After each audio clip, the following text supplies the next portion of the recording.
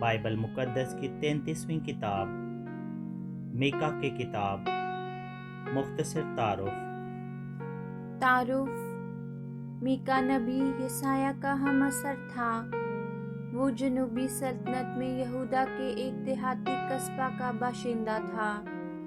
उसे यकीन था कि यहूदा पर भी उसी किस्म की कौमी तबाही और बर्बादी आने को है जिसकी पेशनगोई आमोस ने शुमाली सल्तनत के खिलाफ की थी। और इसका सबब भी वही है। खुदा लोगों के साथ नफरत अंगेज बेइंसाफी की सजा देगा। अलबत्ता मीका के पैगाम में मुस्तकबिल के लिए उम्मीद की अलामात ज़्यादा वाज़ेह और काबिल तवज्जो हैं। इस किताब के वो हिस्से ख़ास तवज्जो तलब हैं जो खुदा के मातहत आलमगीर अमन व अमान की तस्वीर पेश करते हैं। बाब 4 आयत 1 ता 4 एक अजीम बादशाह की पेशनगोई जो दाऊद की असल और नस्ल से होगा और कौम के लिए अमन और चैन लाएगा।